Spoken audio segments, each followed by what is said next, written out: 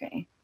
Yeah, first, thank you so much, Ting Ting, for inviting me here. And I would like to really commend my the presenter just before me, Aloysius, for giving a very nice presentation. I should have taken your business model, which is to actually get some collaborative speakers such as Shahul and Nurul. Very smart of you. So I should have gotten some of my sales team also to support me on my presentation. But yeah, thank you so much. So again, I think for those who didn't know, before I joined the sponsorship team, I was the first time that I actually joined a conference company. I was really on the delegate sales. In fact, this is something that I thought, that if I close my eyes, I could easily do it. I think I'm a better delegate salesperson as compared to sponsorship. And this is where I started in 2010. And when I joined IMAPAC the first time in 2012, I become the DS sales leader until become a regional business development director, handling basically the delegate sales team. Okay, so so today I'm just gonna share with you. This is something that I think is quite important, especially for production, not only on the production side, but in terms of the overall event preparation, on what is needed and wanted from the delegate sales team, from the production team. So before I start with that, I wanted to ask a questions to all the attendees. I mean to all our colleagues here today, especially from the production team, on why do you think it is important that you work closely with the delegate sales team? Anyone? Patrick, since you joined this call first, right? So I promise I'll call you first. Patrick, why do you think it is important that the production is working closely with the delegate sales? Well, I would say is to make sure that the goal are aligned between these two departments or these two people. Okay. So okay. Is there any sorry. So is there any other additions to that? Any other opinion from our other producers why it's important to deal and work directly closely with the delegate sales team? Nurul? I think it's also to gain the right people or the right target. Yeah. Basically the target Audience. audience. Okay, that's good. Lara?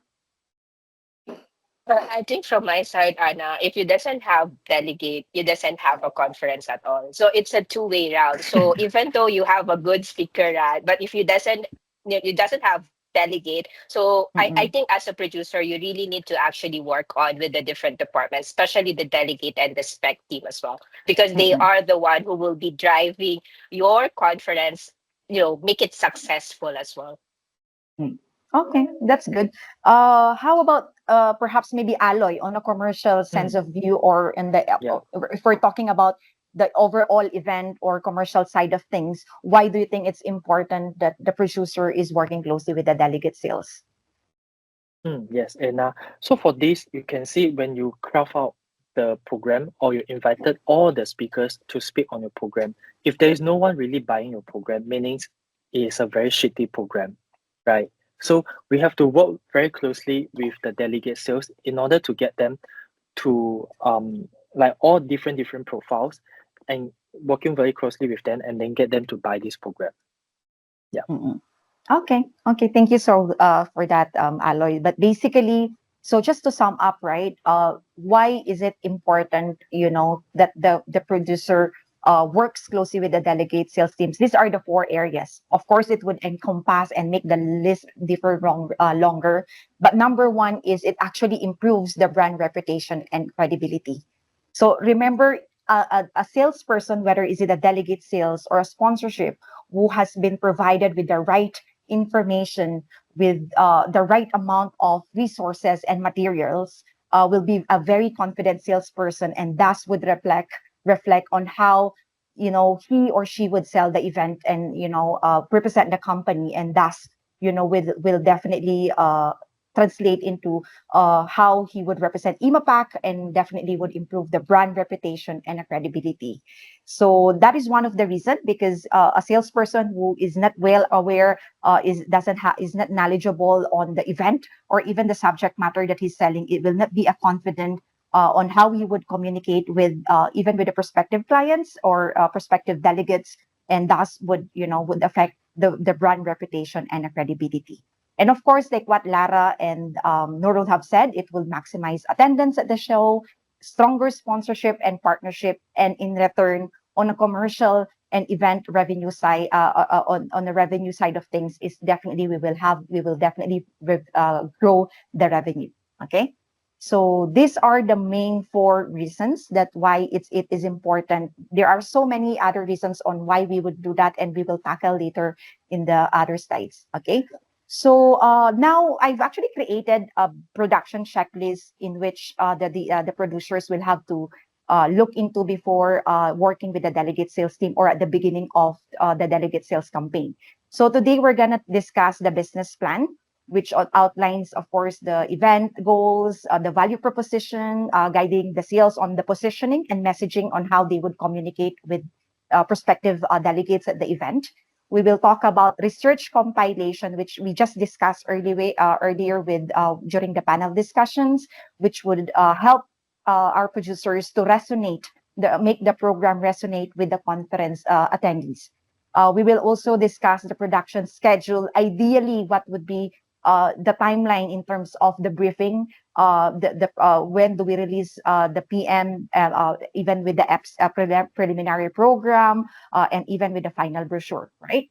So with the project brief, it actually give us more of the summarize all the concept themes, target audience objectives, and even the business matching that we have discussed earlier to make it more conducive for the delegate sales team to sell with the prospective clients. And of course, the target coverage versus the universe in terms of, again, I would explain later on how do we use the client prospect and suspect data. Okay. And of course, the database that the producer need to provide to the delegate sales team to ensure that we cover what is really important, especially on the client data, which I was talking about, which I will go through a bit more specific later. Okay. So first is, before we even start with the program, the first thing that is being presented not only to the delegate sales team, but to the entire team is always the business plan.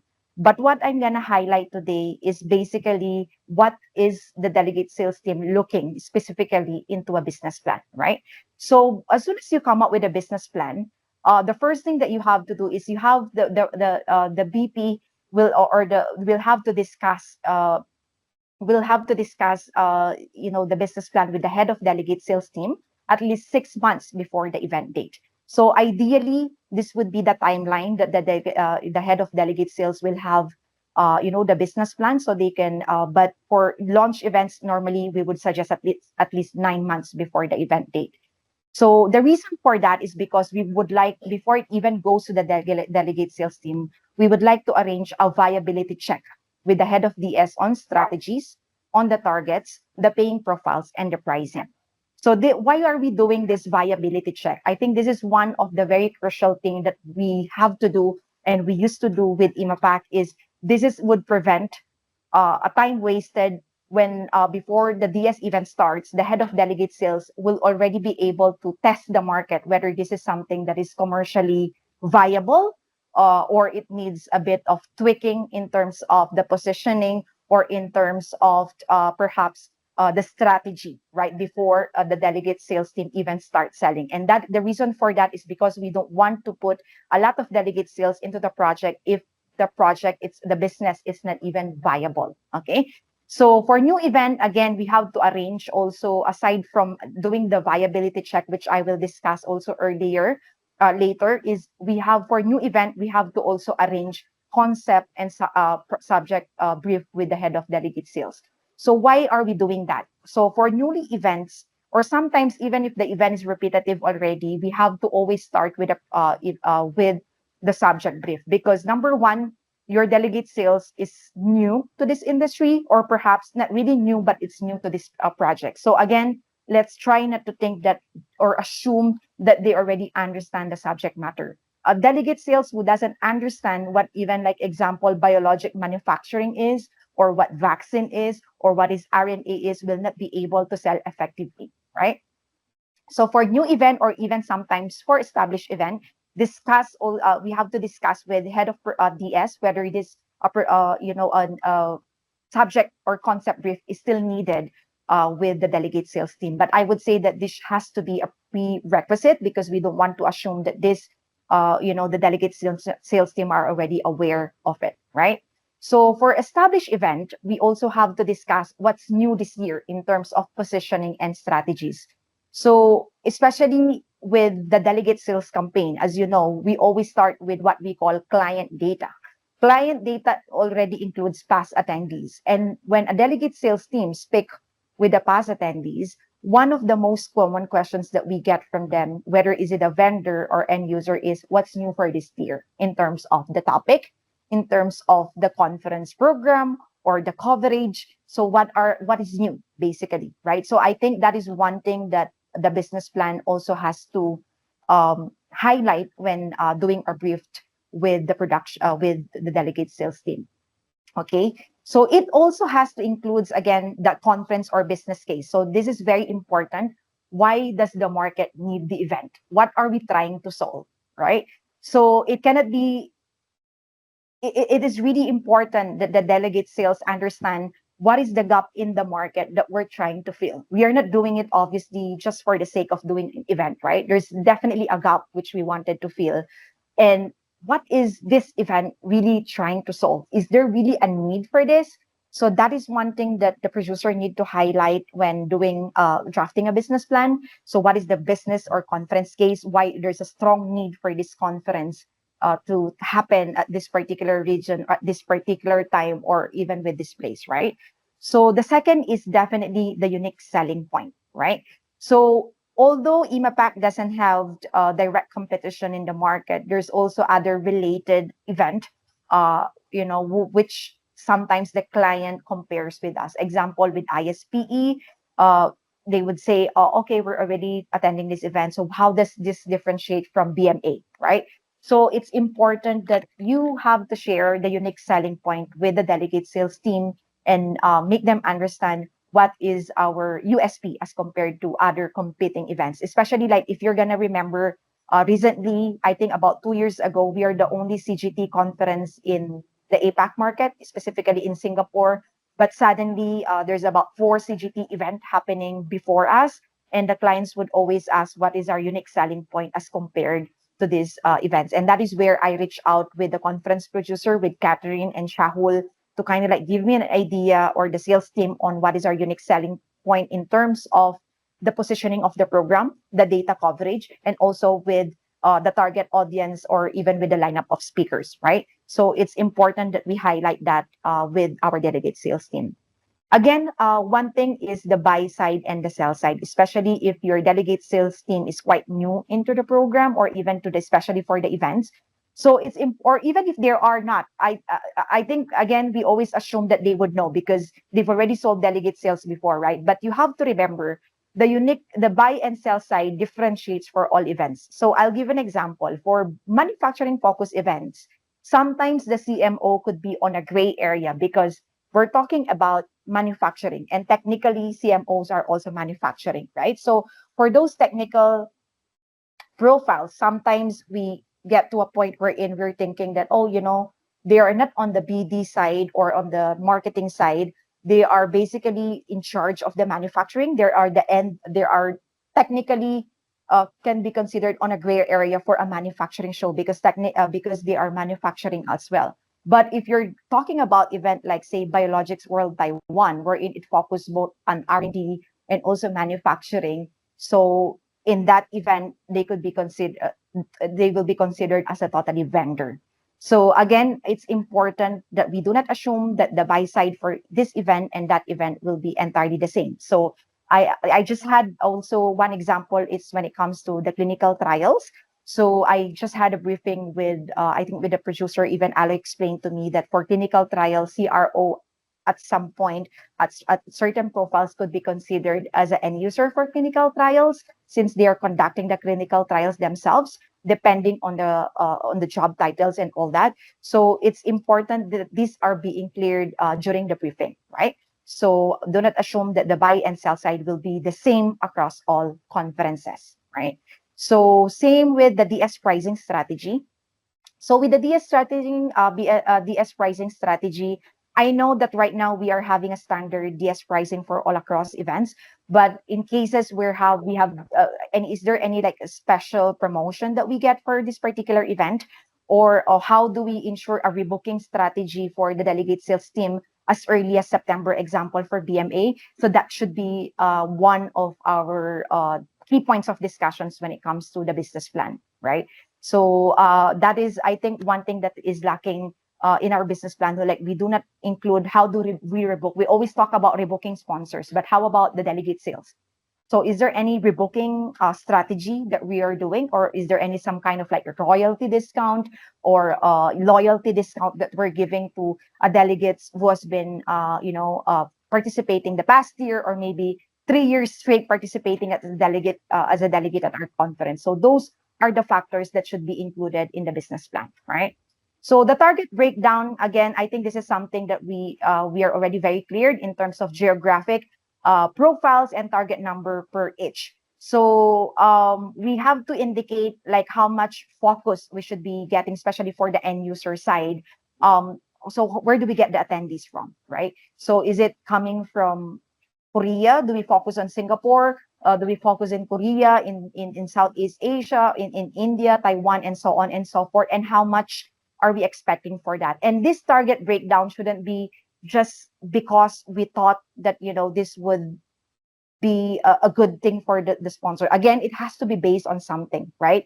So it has to, one of the things that why we should consider is, in terms of target breakdown, is how many players in that particular market as well, and how many players, example in Korea, definitely there's more players in Korea as compared to Thailand. So of course, when we do the target breakdown, we have to put a bit more time and effort in terms of Korea as compared to Thailand, because there's only handful of delegates or players located in Thailand. And I think strategically we have to set it in such a way where we also factor not only factor a few things. Like example, if the event is happening in Singapore, obviously your target breakdown and strategy is you have to start focusing first on those outside of Singapore, right? Because one of the key things is because it would require some time for them to get approval for their travel, example, or their visa application if needed, or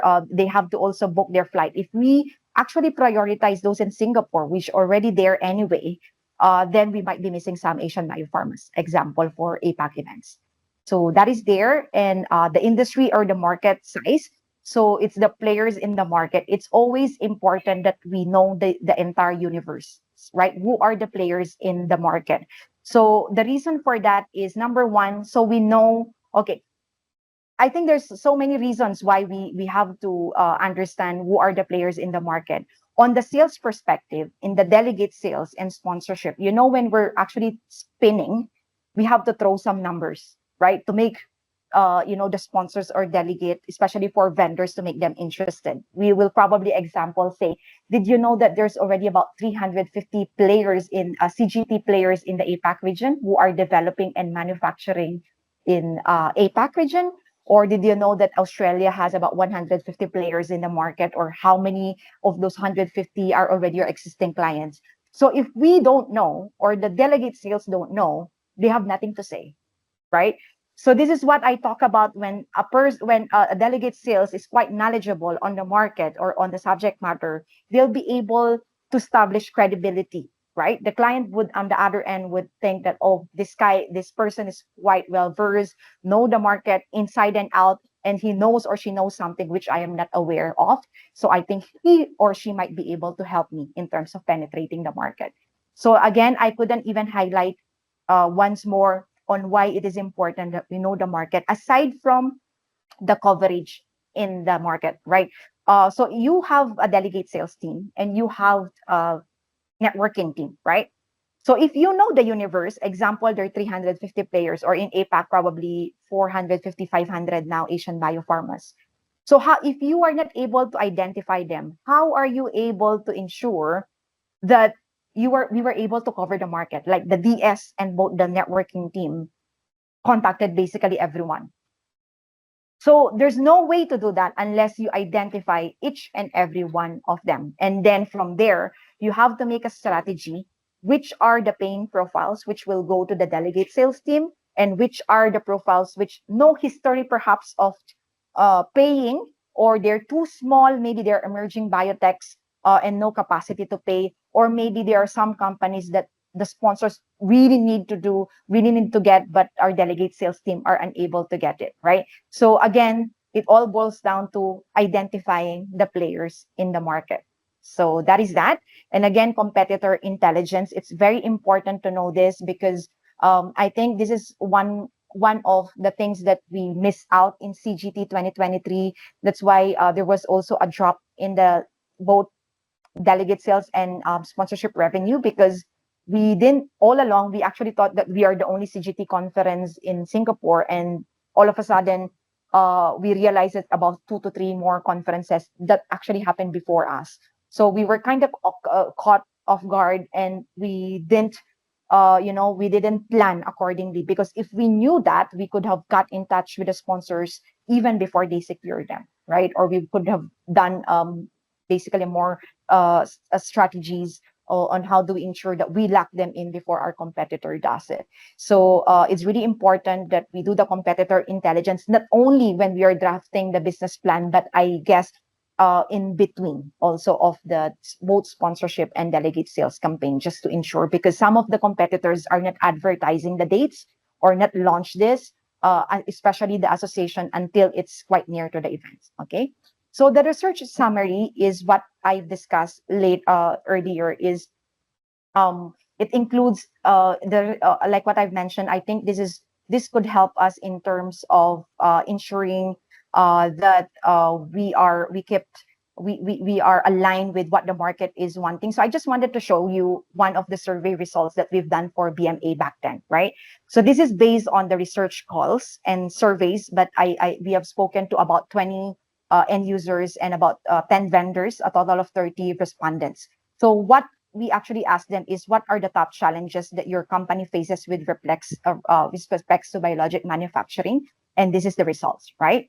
So what we also asked them is another question we also, okay, so I think there's quite number of things. So based on this, you will be able to see some topics that is already been recommended by them, which they would like to hear. Also other mentioned challenges. So they said techniques to replace protein A resin, single dose, modular facility design, Asia challenges, viral clearance strategies, biologic safety concerns. Aside from that, we also say, what are the top themes and topics that you would like, you think we should address at the conference, right? So again, you'll see the top 5 questions until top 10, top 9, big subjects that they would like to hear. I think we even listed 16. We got 16 big headings. And other mentioned team topics, masterclass. If we wanted to do a masterclass or a workshop, what kind of masterclass that you would like us to do it? And this is very helpful to to the delegate sales and the sponsorship team, because what I did is, as soon as I got this result, the result is we actually shared it with our potential sponsors and delegates, especially the vendors, because we then told them that, look, you are providing viral clearance strategies, right? So you see, it's actually top one topic that they would like to hear for masterclass, and they would like to also hear about the certain topics on the main conference session. So in that case, would you like to speak at the event, or would you like to address this? Because it seems like the market is eagerly looking for viral clearance strategies to resolve these challenges. So on that particular year, I was able to sell a platinum sponsorship to Merck, who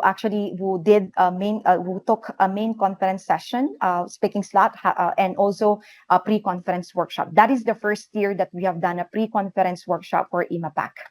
So again, this is also being shared to the delegate sales team, which I was managing them. So I said, you know what, you can use this document to share with your vendors if they have a certain solutions which is fit on this particular topic. So this is just one of the top one of the survey results that we got last time. Okay, so again, sorry. So just going back, again, this is a research compilation, the research methodology. I think it's very important. The number of calls, I think it's important that we know the number of calls, this research, the profiles contacted. It has to be a combination of both end users and vendors, so we can get, the both perspective from a buyer and seller side.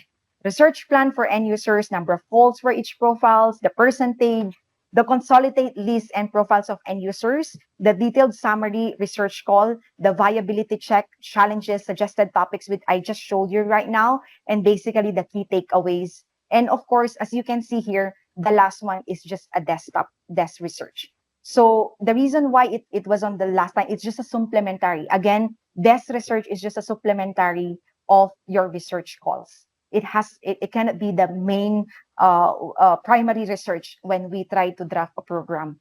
So again, when we are trying to pitch our clients, even for delegate and sponsorship, when we tell them how does Impact differentiates from other organizers, is we are trying to hear from the market. We are addressing and filling the gap in the market, and we do not draft the program as to what we as an organizer think it should be, but instead on what is the market is looking for. Okay. Again, on the production and schedule briefing, right? It's important that we get this straight in terms of the timeline, because this would affect our DS campaign cycle. What I notice is the reason why sometimes the delegate sales revenue is going down is because we don't have a complete DS sales cycle, right? So I think for pre-mailer, it should be ready before or even the DS project brief. And for pre-mailer, this is where the product, even with the sponsorship, is actually selling before the delegate sales, right? But as soon as you have the pre-mailer, we expect at least 10 confirmed speakers. The main mailer, which is 2 to 3 weeks after the pre-mailer, we are expecting at least minimum 18 speakers. And the DS briefed, by the time that we start, 16 to 20 weeks, which is the normal DS sales cycle, except for some events such as BMA, wherein we try to start earlier because it's an APAC event. We are expecting at least, those 18 speakers in the program before they even start the campaign. Again, why is that? For sponsorship, we don't really look into the speakers because they're not really looking after the program, right? But for delegate sales, I would say a lot of them are really looking to what kind of speakers we attract to the event, what kind of topics do we discuss. So if and also 16 to 20 weeks away from the event, you don't have a speaker, it doesn't give a very good impression on the clients, right? Like it's already 20 weeks and you still don't have speakers for the event. So this is what we expect. The moment you brief the DS, 16 to 20 weeks, you need to have at least 18 confirmed speakers, not 5, not 10, or nothing. Okay. So that is that. On the project brief, again, what we are expecting on the project brief, which I discussed earlier, is the subject brief, the key terms. The subject brief is always about whether they understand. Example, it is a biologics manufacturing. Does the DS understand what is upstream or downstream processing? What are the process involved? Or do they even understand the departments that they have to reach out within a biopharma or big pharma, or even with the vendor side, on where does the solution comes into the bioprocessing, right? So it's important that we do the subject briefed. The key terms, so this is normally what they do. I can give an example later on the key terms. So it's like a glossary, basically, which the delegate sales team will be able to use in terms of, understanding, the subject matter. So we also have industry or market brief, which is already included there. Established event, again, we discussed this, what's new, the USP, the top-notch speakers, competing events, buy and seller, color coding, which again, I would like to share with you a sample on the color coding and competitor analysis. Okay, sorry. Here, sample business DS brief. Okay. So this is an actual sample DS briefing, which we used to always have.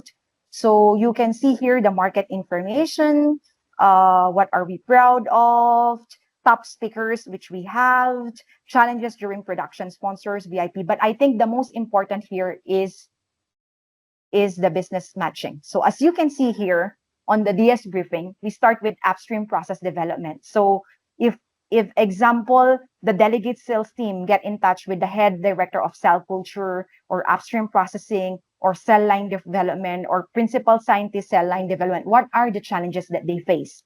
So these are the challenges that the producer provides to the delegate sales team according to their research calls, right?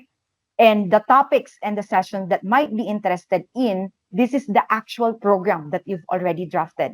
So based on these challenges, we then match it with a conference program, which is example, cell line engineering and 3D cell culture modeling, implementation, and high throughput media systems. And these are the topics. So how it's gonna be used on the sales pitch is, you know, when they're spinning and the delegate sales would say, oh, I understand that I've been speaking with biopharma such as A and B and C, and they mentioned that the top 3 challenges to the market is related to a right cell line engineering, optimizing the media, as well as scaling up and process transfer. Is this something that you are also hearing from the market? And then the client would say, oh, yes, right? And then during the value-led match, this is exactly the reason why I'm calling you, because at the program, we actually, one of the sessions that we are covering will be a cell line engineering and 3D cell culture modeling, wherein, we have Brian Hossong, Vice President of Process Team of Samsung Bioepis, will try to explain what are incorporating principles of QBD into cell line development to reduce time stat. Is this something that you think would would help you in terms of resolving your challenges with regards to cell line development? So this is how it's actually being used, right? So that is just one example. So that is upstream. So as you can see here, the producer actually thought about what are the challenges in downstream processing, process development job titles. You see there's example job titles here. What are the challenges? What are the sessions related to them, the topics, and even the day and time that they'll be presenting, analytics and QA jobs, and even manufacturing and bioprocessing job titles. So we've taught all the possible job titles that the delegate sales team could potentially encounter, right? So this actually helped them in terms of what I am saying, the color coding, which is the value-led match challenge plus matching, topic matching, right? So again, this would help in terms of conversion with the delegate sales team, all right? So that is on the project brief. So the steps, I think the detailed steps, I can share it on a separate meeting, yeah? Okay, awesome. Thank you. Thanks a lot, Anna, for your help. I wish all of the delegate sales all of the producers would see that Anna is very, very professional, right? She's very detail-oriented at this like a DS briefing, and that is kind of what the kind of data we will need from you, because I always wanted to, call this, the producer produce a baby, right? If your conference with all your speakers is your baby. I mean, let me ask you a question. If you ever have a baby, do you think there's anyone who loves your baby more than you? Who knows your baby more than you? Whether you are a mother or parents or not, your baby is the most beautiful baby in the world, right? I mean, whether you're a parent or not, you get what I'm trying to say. But how much can you make another person, because your delegate sales is one who communicate with your target audience, to come and support event, to come and listen to your speakers. How much can you make them fall in love with your baby as much as you do? The only way you can do that is to educate them, right? So what Anna is actually trying to do on the big level aspects is help you to give you a clear guideline how to educate your delegate sales so that they will fall in love with your baby. They will believe your baby is worth selling. Then they can go and tell other people and make them believe it too. Does it make sense? You can have the most beautiful product in the world, but if it's not communicated clearly, it's just a waste, right? You can have a really beautiful program with greatest speakers, right? If it's not communicated, nobody will know. Then you will just be the Imapac's best kept secret, which we don't want you to be a best kept secret. We want you to be, like widely known. That's why we have marketing, we have sales to communicate that. But they need your knowledge to communicate. When I first, my first job is delegate sales. So I remember the producer at the time is very good. He gave me one briefing. I was selling this training thing called Sabine Oxley Act. I don't want to give you a misunderstood words. It is a misunderstood word for me. It means basically it's a training program for accountant to be certified so that they can handle some compliance procedures, right? So if some of you have heard about CPA is basically a certificate for accountant to be able to perform certain standard accounting procedure. So this other thing I'm selling is another additional certification they will need to have to do their job.